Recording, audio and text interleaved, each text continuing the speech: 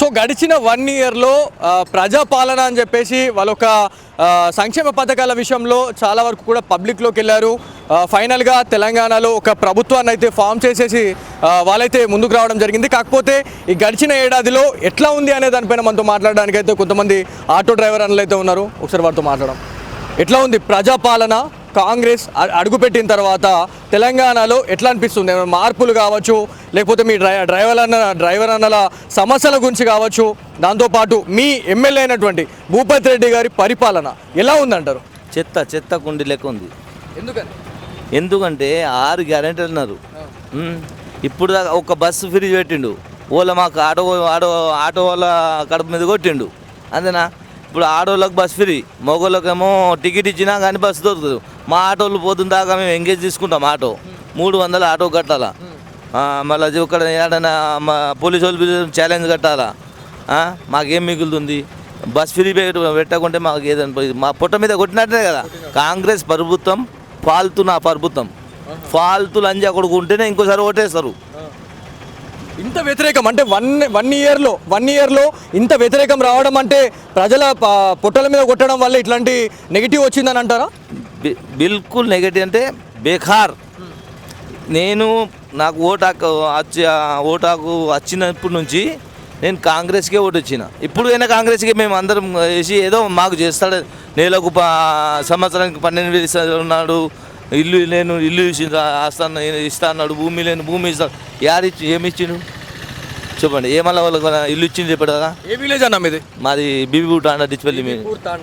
So మీ MLA గారి గురించి ఒక 2 విషయాలు అంటే ఒక 2 ముక్కల్లో చెప్పాలంటే మీరు ఏం చెప్తారు? బేకార్, వేస్ట్. ఎందుకంటే మేము 2 సార్లు ఓడిపోయిండు.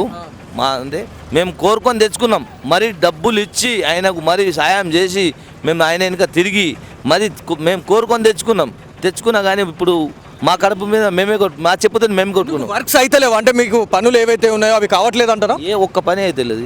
అధికారంలో కూడా వాళ్ళే ఉన్నారు కదా. ఇప్పుడు రేవంత్ రెడ్డి సర్కారే ఉంది కదా. భూపతి రెడ్డి అనే క్యాండిడేట్ కూడా ఇప్పుడు కాంగ్రెస్ నుంచే. సో ఆబ్వియస్లీ మీరు ఏవైతే పనులు ఏమైతే చెప్తా ఉంటారో అవి ఖచ్చితంగా మీకు అవుతాయి కదా. ఎందుకు కావట్లేదు మరి? ఇక్కడ ఓన్లీ జిరాక్స్కే సరిపోతున్నాం. పేపర్లో జిరాక్స్కే ఎప్పుడు వచ్చారనుకో ఈ జిరాక్స్ తీసుకోరా, జిరాక్స్కే మా పైసలు పోతున్నాయి. ఏం పనులు అవుతున్నాయి చెప్పండి? మొన్న అన్నారు ఇల్లు ఇస్తాం, సంక్రాంతి తర్వాత ఇస్తాం. ఫస్ట్ రైతు బంధు, మాకు భూమి లేదు. రైతు బంధు అది ఇడ్సబెట్టు, మాకు భూమే లేదు. భూమి లేనికు భూమి చూపెడతా అన్నాడు. ఇల్లు లేనికి ఇల్లు ఇస్తున్నారేమో. గ్రామ స్థాయిలో ఇల్లు లేని వాళ్ళకు ఆల్రెడీ పేర్లు కూడా రాసుకుంటా ఉన్నారు అని చెప్పి తెలుస్తూ ఉంది. దానిలో కూడా ఏమైనా రాజకీయాలు ఏమైనా జరుగుతూ ఉన్నాయా లేకపోతే ఏం నడుస్తుంది? వస్తురా వచ్చి రాసుకొని వెళ్ళిపోతారు. మళ్ళీ వస్తారు, మళ్ళీ రాస్తారు, మళ్ళీ ఆ పేపర్ తీసుకురా, ఆధార్ కార్డు పేపర్, ఇల్లు ట్యాక్స్ పేపర్, జిరాక్స్ అవిట్లకే బస్ మళ్ళీ పోతారు కలర్స్.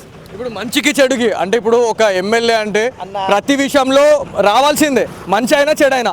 సో మీ నియోజకవర్గానికి ఎమ్మెల్యే గారు అందుబాటులో ఉంటున్నారా, వస్తున్నారా లేదా? అసలు ఇప్పుడు దాకా ఒక్కసారి ఎలక్షన్ కాకముందు వచ్చింది, ఒక్కసారి మా టెంపుల్ దగ్గర. ఇప్పుడు ఒక్కసారైనా మీరు ఎట్లా ఉన్నారా బాబు అని అడిగేదని రాలేడు. ఇంతకుముందు కేసీఆర్ పదవి ఉన్నప్పుడు ఆయన మంచి చేసిండో చెడు చేసిండో, పేదోళ్ళకి బతికించిండు, ఉన్నోడికి బతికించిండు, పేదోడికి కూడా బతికించిండు. ఈ దొంగన లంజ కొడుకులు, వేసిన లంజ కొడుకులు. నెక్స్ట్ ఇప్పుడు మనకి స్థానిక సంస్థల ఎలక్షన్స్ కావచ్చు, దాంతోపాటు కార్పొరేటర్ ఎలక్షన్లు, జెడ్పీటీసీ, ఎంపీటీసీలు, ప్రతి ఎలక్షన్స్ కూడా ఉన్నాయి. సో రానున్న రోజుల్లో ఏ పార్టీ అధికారంలోకి రాబోతా ఉంది తెలంగాణలో? పక్కా కేసీఆర్, బీఆర్ఎస్ పార్టీ 100%. సర్పంచ్కైనా కానీ, ఎంపీటీసీ అయినా కానీ, దేనికైనా బీఆర్ఎస్ కంపల్సరీ. కేసీఆర్ పులి.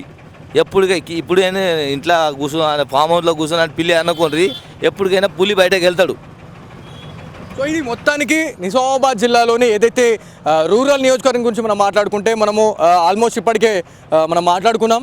ఉమ్మడి నిజామాబాద్ జిల్లాలో రూరల్ నియోజకవర్గం అనేది అతి పెద్ద నియోజకవర్గంగా చెప్పుకుంటూ ఉంటాం.